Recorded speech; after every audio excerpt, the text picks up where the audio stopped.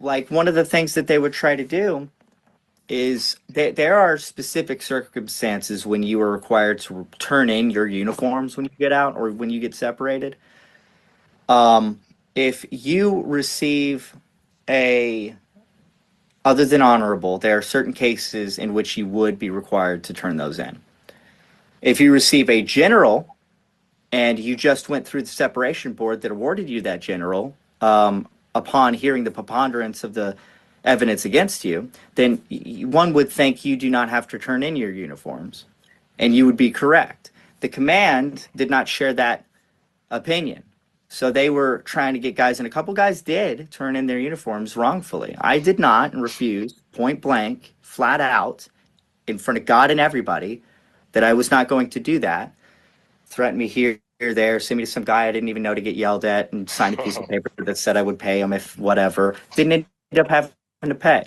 I did have to pay back my reenlistment bonus or a portion of it for not finishing that enlistment, Yeah. but that's a separate issue, I feel. Mm-hmm.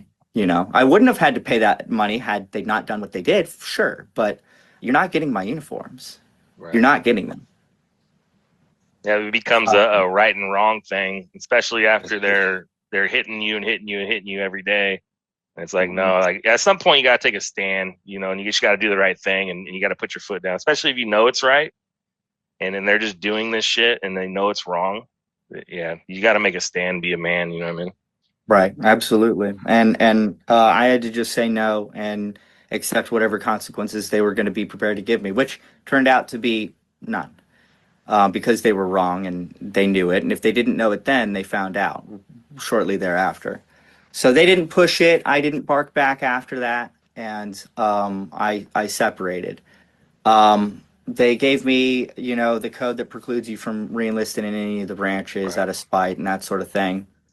Um, Hopefully we can get that corrected. But after I went home and had to lick my wounds with my family and my support system here and remember who I was, I got a phone call from a former colleague of mine, one of my mechanics, who I mentioned. He was the one that was berated for his religious exemption. Right. And he was telling me, you know, everything that he's had to go through since he's been out, and everything that you know, has resulted from their decision to do that to him. And he had it worse than I did. I'm hoping to have him on to discuss it one day, but we'll see. I won't now, but except for to mention that was the thing that got me started. I got tired of screaming in the wind in the garage by myself, self-medicating, and not doing anything of import or to change my situation. So when I heard that others were suffering in the same way, I started looking into, well, ways I could help them because they were people I knew personally. And then that turned into me being involved in social media and finding Forgotten Soldiers podcast and being introduced to people like Captain Warziniak, who added me to that group chat, and networking that way. I've started the Still Faithful project, which I hope to be a shop for everything that is involved in this topic, be it the vaccines or its effects on the military. And I plan on doing documentaries and interviews, more interviews with individuals that were affected by this. And one of the main things I'm focused on is trying to through others, understand the network of individuals, the Good Old Boys Club, that exists today, and what these individuals' conduct was like during the COVID mandates. Now,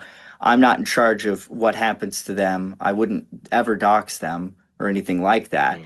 But if these individuals did anything outside of, you know, following regulation, you know, if they were doing illegal things or being a party to illegal things, then it's incumbent on us to tell the world their story.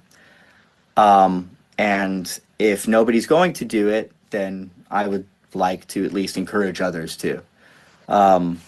That's part of it. I plan on doing that through the media arm of the Still Faithful project, and hopefully we can get something started. But it's really for the community. It's not at all for clout or anything like that. It's just wrong what happened to us by every definition, and I want reform. I want change.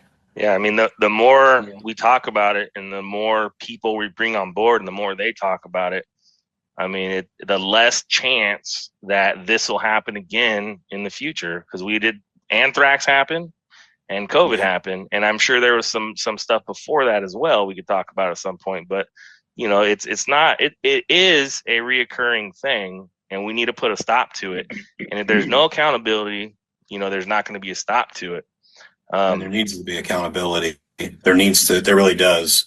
Like, this was the worst of everything. Like, this was, in our opinion, because we went through it and we experienced it and everything, and we see what's happened afterwards, even from last night's discussion with Dr. Bain and everything. It's a biological weapon. They poisoned everybody.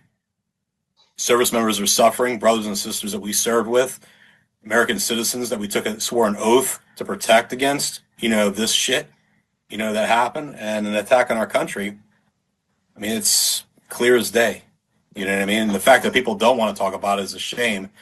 The fact that we do talk about it, I think, is something that's a godsend. We were brought to this table, so to speak, to expose it and to say our opinion about it and to keep it going until people wake up to the fact of what the hell's going on and what happened.